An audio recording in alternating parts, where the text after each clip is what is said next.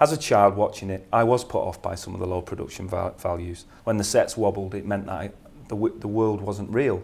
I didn't believe in it, so I went out playing. When Doctor Who was quietly cancelled in 1989, this was the general sentiment many people across the UK had developed. During the John Nathan Turner era of the 1980s, Doctor Who saw a sharp decline in popularity and a sharp rise in ridicule, with the writing, acting and production values heavily criticised. This led to Doctor Who becoming a bit of a national laughingstock during the so-called wilderness years between 1989 and 2005. My body has been augmented by superior Dalek technology. So what can you do with that then? It was seen as that camp kids show for nerds. And remember, this was still when being a Star Wars fan wasn't cool. So imagine the shame of being a Doctor Who fan. Even when the 1996 Doctor Who movie failed to relaunch the show, it got a second chance in 2003, when Russell T Davies pitched a new, modern take on the sci-fi show, updating it for the 21st century and giving it one more chance to rise from the grave. This led to 2005's Series 1, and as we all know, the rest is history. 15 years later, let's look back at the series that started it all. It won't be quiet, it won't be safe, and it won't be calm, but I tell you what it will be. I'll tell you what it will be.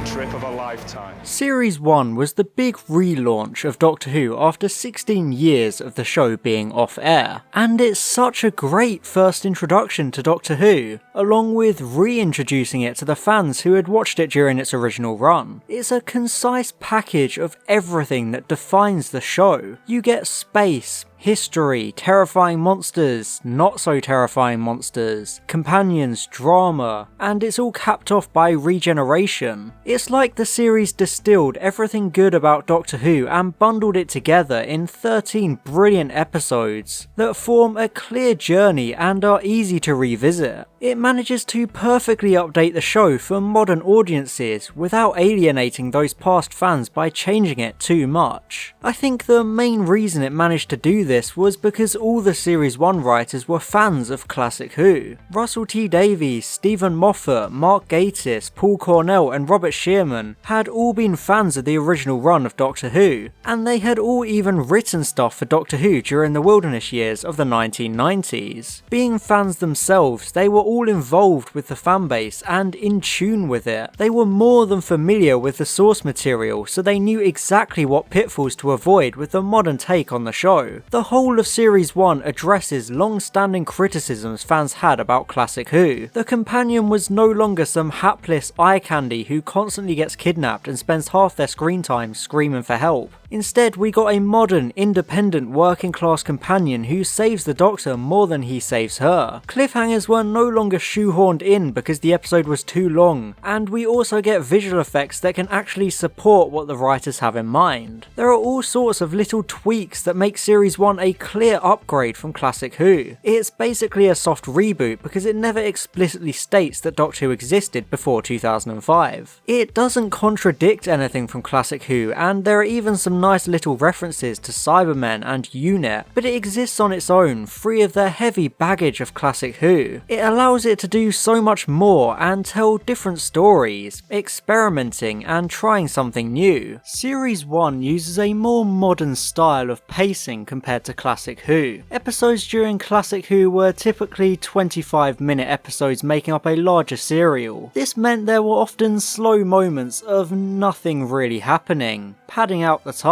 However, with Series 1, the move to 45-minute self-contained episodes removed the need for this kind of padding and slow pacing. Instead, there's a lot more action and fast-paced storytelling, which I think makes it so much more watchable than the majority of classic Who. It flows a lot better, with well-made action set pieces and exciting chase scenes breaking up the slower, character-driven moments. I think it's a great balance because it doesn't fall fall into the trap of being like a dumb, mindless, explosion-filled action movie. It uses the action to enhance the stories, which are still mainly about the character moments and messages. Most of the episodes have underlying messages about politics or morality, from the manipulation of the news media in the long game and false flag warmongering in the Slitheen two-parter, to the exploration of the death penalty in Boomtown. It perfectly weaves this morality and politically driven storytelling into the episodes, exploring deeper concepts under the guise of fun, exciting adventures. It's something Classic Who also did, with many stories exploring current events and issues, but Series 1 was able to utilise it more effectively because of its tone and modern pacing. I also like how Series 1 dedicates a lot of time to exploring the realities of time travel, a through line that grounds the show in reality. Episodes like the Slitheen two-parter show us the consequences of not coming home at the right point in time, and Father's Day is great for exploring the effects of meddling with time too much. The realism of time travel is a great ongoing theme, allowing us to actually buy into this universe and these unbelievable concepts. I think it's one of the most underrated parts of Series 1.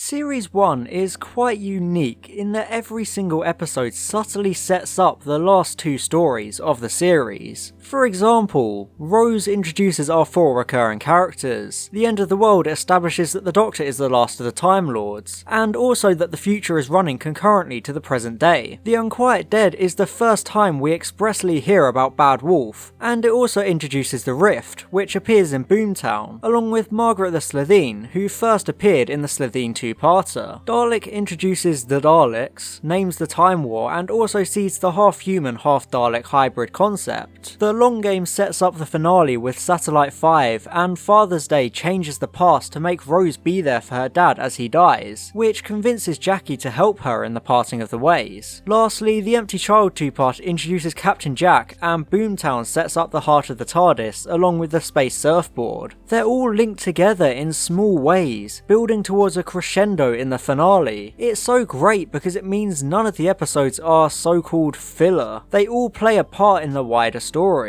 Sure, there are some episodes you could miss. If you don't watch the Slitheen two-parter, you won't really know what Boomtown is about, or if you miss the Empty Child two-parter, you'll have no idea who Captain Jack is or where he came from. It's great because it gives you a reason to watch the entire thing, although the recaps at the start of some episodes help fill in the blanks if you missed one. The actual series arc of Series 1 is probably the best use of the repeated word narrative that the Russell T Davies era became famous for. It's an interesting way of presenting a series-long story arc, because you don't need to be there every week to know that Bad Wolf is an important phrase. The episodes are mainly standalone, but the finale is just that. A finale. It's a climax to the series, even though the series wasn't heavily serialized. And I'm glad it wasn't heavily serialized, because to go all gung-ho with a series structure like the later Series 6 would have alienated casual viewers, and yet Series 1 still feels meticulously and carefully planned, rather than just a series of random stories. Each episode builds up the world, introducing an important character or location, things that play into the series later on. The series moves forward with every episode, and that makes it unique. And in terms of the Time War, I think it's one of the best bits of lore ever introduced in Doctor Who history. It's such a bold move to make, wiping out the Doctor's home planet and his entire species, both of which featured often during Classic Who. In a way, it put the Who back in Doctor Who, adding mystery and intrigue around the Doctor's past. I even remember my confusion when I first found out Gallifrey and the Time Lords were in Classic Who.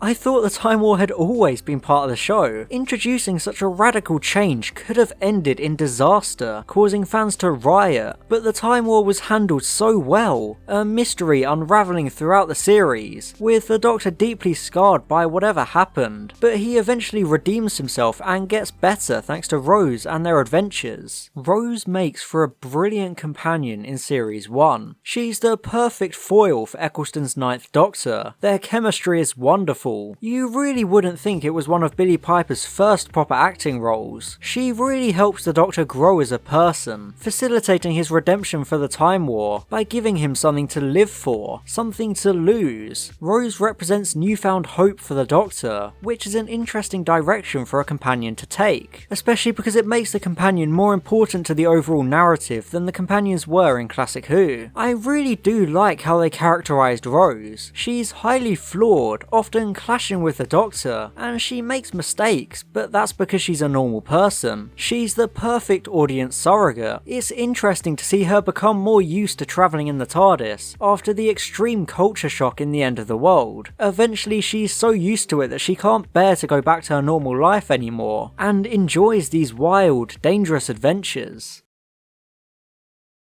I love how the episodes of Series 1 really feel like these huge, exciting adventures. The episodes are all really well made on a technical scale, with a great blend of CGI and practical effects. Even though there are some effects that haven't stood the test of time, the majority of it still looks quite good, especially episodes like The End of the World and The Parting of the Ways. It's so impressive when you consider the quality of all the effects for the budget it had. Even some shows nowadays have worse effects on higher budgets. The effects also really help to bring the monsters and aliens to life. The CGI on the Daleks is incredible, and the extermination effect in Series 1 is one of the best realizations of it in the show's history. The effects even managed to make Cassandra look real, even though she's literally a piece of stretched human skin with a face. The Nestine Consciousness and the Slitheen are probably the worst uses of CGI monsters in the series, but the Gaseous Gelth and the Reapers look great for the time. I do really like the rogues gallery of monsters established in Series 1. I think all of the monsters and aliens are brilliantly realised, and they're all written well. Rose perfectly utilises the Autons as a realistic threat that isn't the main focus of the episode, and Dalek manages to re-establish the Daleks as a huge, deadly threat to the entire universe. But these are the only monsters who appeared in Classic Who. The rest are entirely original, and I think that they're so well done you wouldn't even know the difference. Obviously the standout monster is the Empty Child, who is utterly terrifying, and immediately made an impact because of its relentless nature and horrifying transformations, which are brilliantly realised with the use of CGI. Even though some of the monsters are more forgettable than others, I think the aliens and monsters of Series 1 are wonderfully consistent, and they all look great. Alongside its brilliant group of monsters, Series 1 also has a great supporting cast, with loads of solid side characters in each adventure. Every story has at least one supporting character with significant focus. From Nancy and Captain Jack in the Empty Child two-parter to Harriet Jones in the Slitheen two-parter, the supporting characters of Series 1 are all really good and give great performances. For all its shortcomings, The Unquiet Dead has a perfect core cast, and throughout the series it's actually the side characters who often save the day, rather than the Doctor. All of these side characters also allow the episodes to explore our main characters. Jabe is great for showing the Doctor's pain and guilt. Pete and Jackie in Father's Day are crucial in establishing Rose and her family, and episodes like The Long Game give us a good outside perspective of the Doctor and Rose's relationship. Series 1 keeps the spotlight on a small cast each time, allowing us to actually get to know the side characters, even when they're just there to die. It's a great use of Doctor Who's nature of constantly changing scenery, because the characters they meet along the way help us believe that these worlds are lived in, and these characters aren't just there for the sake of it, they're all developed. I think some of the most underrated parts about Series 1 are the bits with Jackie and Mickey, the two most important people in Rose's life. Jackie and Mickey serve as an anchor, a constant link to present-day Earth that we revisit multiple times throughout the series. It gives Rose something to leave behind when she starts travelling with the Doctor, meaning we know there are people waiting for her, unlike the Classic Who companions whose families were dead or non-existent. It also shows how her lifestyle is affecting those around her, straining her relationships with her mum and her boyfriend. The Slitheen two-parter shows how Rose being away away for a year has affected Jackie, who thought her daughter was murdered by her boyfriend, and Boomtown explores how Rose's travels have hurt Mickey because he still loves her but knows he means nothing to her anymore, and all he wants is for her to come back for him. These two relationships come into play in The Parting of the Ways, when Rose is sent back to modern day Earth, as the Doctor is trying to save her. Despite her travels with the Doctor having hurt them both, Jackie and Mickey help Rose get into the TARDIS to save them, because they know it's what she wants and that he has done a lot for all three of them. As the first actor to play the Doctor for a whole series since 1989, Christopher Eccleston does such a fantastic job as the Ninth Doctor. I really don't think anyone else could have done what he did, with the perfect mix of dark, edgy grittiness and socially awkward goofiness. It really sets him apart from the classic Who Doctors, because he has this more modern, nuanced and tortured portrayal. Throughout the series, his very human performance makes his emotional scenes feel real, and that makes them hit harder. You genuinely feel like he's someone broken by the Time War, and that he's trying to keep this facade of being upbeat and goofy, but the war was too recent for the mask to work, so he ends up constantly giving in to his anger. He tries to give second chances, but he's always let down. Eccleston's very first episode seamlessly establishes him as the Doctor. He spends almost the whole time trying to avoid having a companion, but the nature of his character means Rose is more encouraged to investigate him. He doesn't really have a choice until she saves his life and he realizes he needs someone. By the end of Rose, you can easily point to him and go, yeah, that guy's the Doctor. I love his character arc over the course of the series, as he redeems himself for the Time War by not making the same mistake again, refusing to destroy the human race like he did his own. It's such a compelling journey, as all through the series we slowly see more of the Doctor's past explored, until the entire series ends with a metaphor of sorts for the Time War itself. I find it so unique and interesting, exploring the Doctor's very character and his motivations. When I was casting the role, I immediately met a number of Whovians, and they have been unfailingly polite and gentle and encouraging to me, and I'm very grateful to it. Eccleston is amazing in every outing, which is why it's a shame he was forced to leave on such bad terms after Series 1. But in a way, it's good that he had such a short run, because it meant he could go out on top. People look back at the Ninth Doctor and place him on a bit of a pedestal because they wish he could have stayed longer, but I think that's a good thing. It leaves you wanting more, and that's honestly the best time to leave the role, regardless of the reasons why. The best time to go out was at the end of Series 1, because it's easily one of the best series of New Who. Eccleston didn't overstay his welcome, so everyone remembers him fondly, especially in recent years with a groundswell of praise and respect for his incarnation. If he hadn't been such a good incarnation of the Doctor, New Who wouldn't have lasted as long as it has. It might not have made it past the second series commissioned off the back of the first episode. His performance really sets the tone for New Who, and he started it all. I will always deeply respect and appreciate what Series 1 was able to do. Russell T Davies had the unenviable task of reintroducing Doctor Who for a modern audience, whilst still balancing interesting complex new characters and keeping the classic fans on board. So instead of the show meekly shuffling back into the room of TV shows all hunched over, stuttering out, "Hey guys, it's me, Doctor Who, I'm back," it kicked down the door and strolled in with sunglasses on, loudly announcing its arrival. It was bold and brash, which was everything it needed to be. It needed to get noticed, and it needed to undo decades of snide jokes, years of being known as the uncool kids show with wobbly sets and campy acting. With all the bad will it had to overturn, it's honestly a wonder it managed to pull it off at all, let alone kickstart Doctor Who becoming more popular than it ever was during its original run.